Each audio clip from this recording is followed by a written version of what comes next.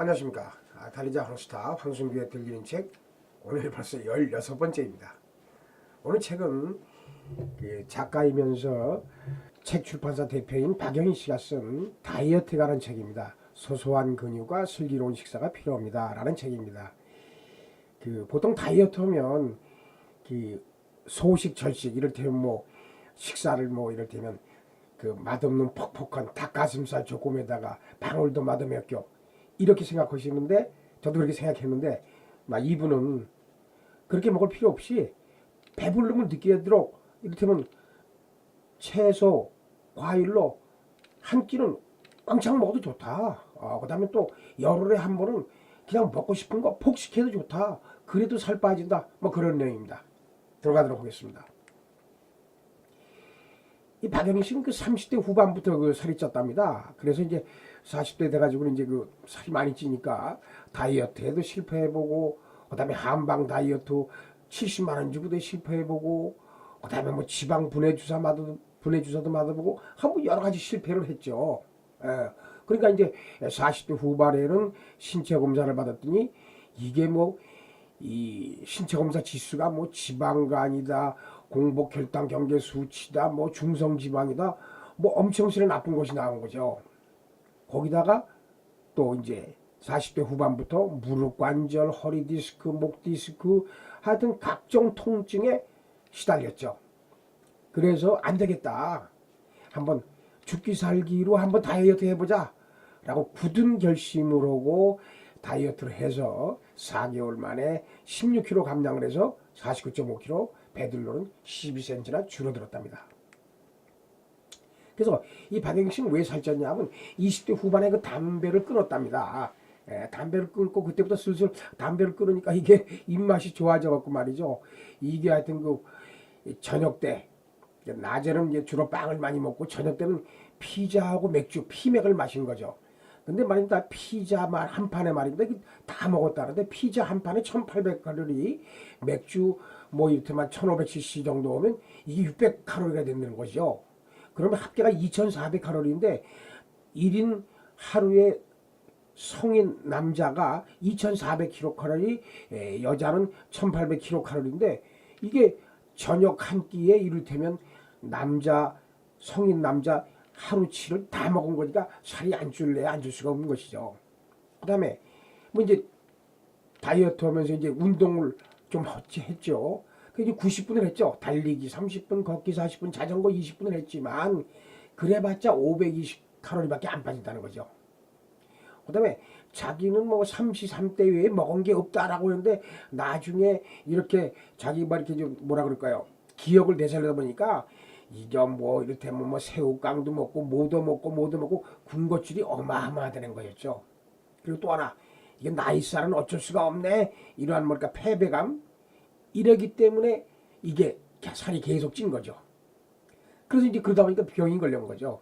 그래서 이제 이분이 깨우친 것이 이게 사는 낙이란 게 건강할 때만 즐길 수 있는 것이지 각종 병에 다 걸리는데 어떻게 또 이를테면 피맥을 또 먹겠습니까?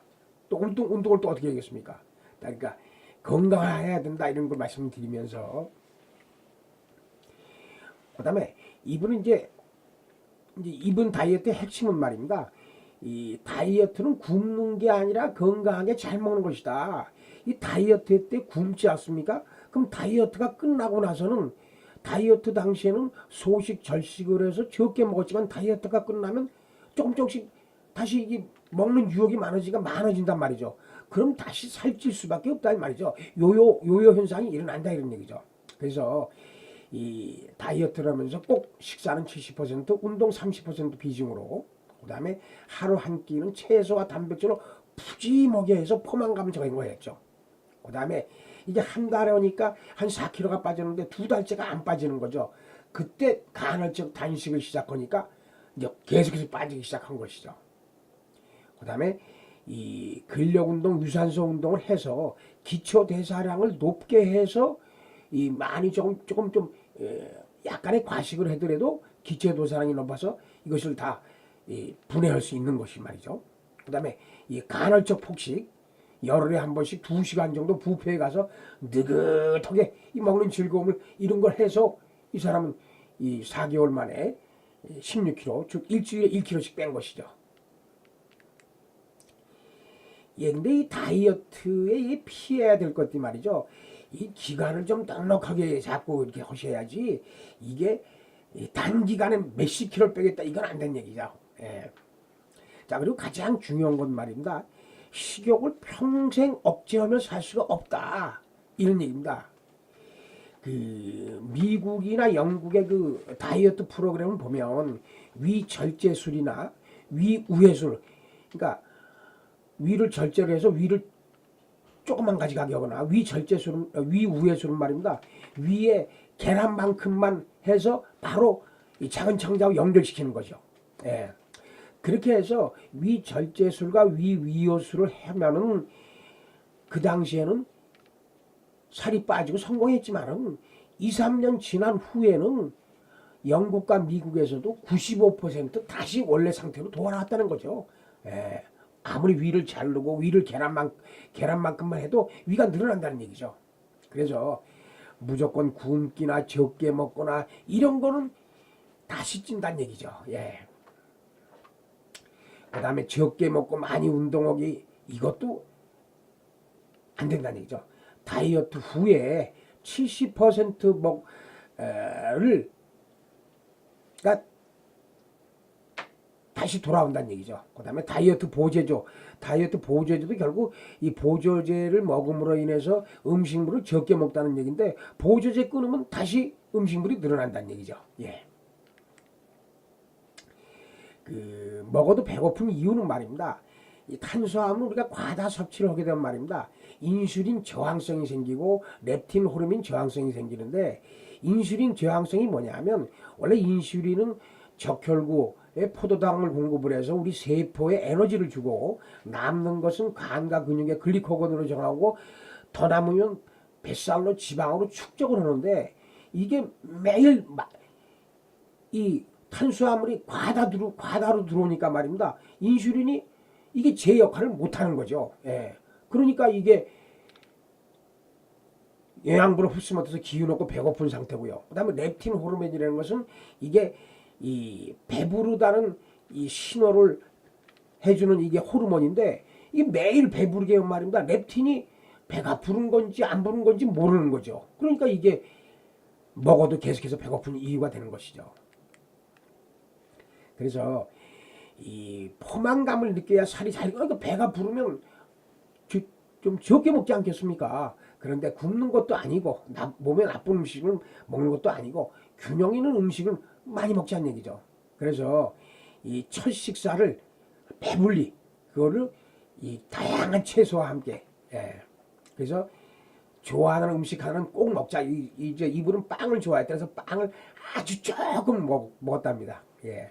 그 다음에 우리가 이 야채 주스, 채소 주스 이런 거 먹지 않습니까?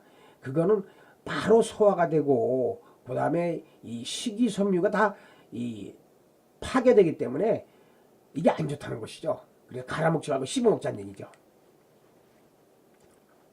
자, 이제 공복의 중요성입니다. 우리가 간헐적 단식을 하라 그러는데, 왜 16시간 단식을 하냐는 말입니다. 이제 단식을 하면은 우리 몸에 에너지가 안 들어오니까 이 간에 아까 인슐린이 간에 저장해놨던 비상식량 글리코겐을 사용을 하는 거죠. 근데 글리코겐이 12시간 사용하면 끝난다는 거죠. 그러니까 이제 남은 4시간 동안은 이게 우리가 몸이 움직여야 되니까 그때 이 뱃살이라든지 몸에 지방을 태워서 에너지 충당을 하는 것이죠. 그러니까 이제 이 4시간 동안 살이 빠지는 것이죠. 그래서 이 처음부터 16시간 단식을 하기는 너무 어려우니까 맨 처음에는 12시간 단식, 12시간 식사, 그 다음에 이 14시간 단식, 10시간 식사, 그 다음에 이제 16시간 공복, 이제 8시간 두 끼 안에 식사, 이렇게 하시라는 얘기죠. 그래서 이 채소에는 각종 미네랄, 무기질, 비타민들이 풍부하다는 것이죠. 그 다음에 여기 지금 오른쪽에 수치에 보시면 1, 2, 4, 2 써 있지 않습니까? 이게 시금치 100g당 탄수화물의 양입니다. 여기서 탄수화물이라는 것은 이를테면 당분을 얘기합니다. 포도당 같은 당분을 얘기합니다. 그래서 이게 아주 포도당이 탄수화물 양이 적기 때문에 살이 안 찐다는 얘기죠. 그다음 식이섬유가 많아서 이것이 시민소염류가 장내 미생물을 증가시키는데 이게 장내 미생물이 좋은 미생물이기 때문에 우리를 행복하게 만드는 세로토닌이 나온다는 것이죠. 그래서 또 만성염증과 통증을 완화시키고요. 그래서 이제 이분이 주의하는 것은 저탄수화물 다이어트다. 앞으로 다이어트 하면서 칼로리, 그 다음에 혈당 지수인 GI 지수 말고 이 식품에 탄수화물, 당분의 양이 얼마큼 들어가 있나 그걸 좀 신경 쓰라는 얘기죠. 여러분들 설탕 100g을 먹은 말입니다. 이게 전부 다 100%가 전부 다 포도당 당분으로 변해서 이게 살이 찐다는 것이죠. 예. 그래서 이 저탄수화물 단백질이라든지 두부라든지 이 채소도 이 뿌리 채소 말고 땅 위의 채소, 그 다음에 해조류, 견과류 뭐 이런 것이 좋다는 얘기죠. 그래서 이분은 이제 아침에 계란 3개, 도마도 각종 주스, 사과 반죽, 견과류에서 아주 왕창 먹은 거죠. 그리고 배불리 먹은 거죠. 점심은 또 조금, 저녁은 더 조금. 그 다음에 이제 모질하는 단백질을 일주일에 한두 번 뭐 돼지갈비, 곱창, 생선구이를 먹은 것이죠. 그래서 먹는 거 아까 70%, 그다음에 운동이 30%라는데 운동도 자기 몸에 맞게 하라는 얘기죠. 예. 근데 특히 인체 근육의 70%가 하체에 몰려 있기 때문에 되도록이면 하체 운동 많이 해라는 얘기죠. 그래서 우리가 운동하면서 산소가 필요한 운동이 이 유산소 운동 아니겠습니까? 유산소 운동을 하는데 그것도 뭐 걷기만 하루 종일 한다 이렇게 하지 마시고 걷기, 달리기, 자전거 이게 섞어서 하는 것을 인터벌 트레이닝이라고 한답니다. 원래 인터벌 트레이닝은 30초 동안 최대한으로 뛰고 2분 동안 걷거나 슬슬 뛰는 것을 인터벌 트레이닝이라 그러는데 하여튼 뭐 이게 섞어서 하라는 얘기죠. 예. 그래서 이분은 7분 자전거 타고 가서 이제 자전거를 이제 끌고 15분 걸어왔죠. 그 다음에 다시 자전거를 세워놓고 7분 서서히 달리기를 했죠.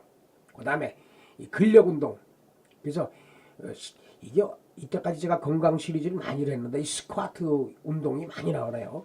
스쿼트는 다시 한번 강조지만 남녀노소 누군지 해야 되겠습니다. 그다음에 플랭크, 푸시업, 누워서 다리들기, 맥킨지. 특히 이분은 허리 디스크 때 맥킨지 운동 일주일 했더니 허리 디스크가 무척 완화됐다는 것이죠. 자, 오늘 황순계 들리는 책 16번째 다이어트에 관한 책입니다. 다음 17편도 알차게 구성하여 찾아뵙겠습니다. 고맙습니다. 감사합니다.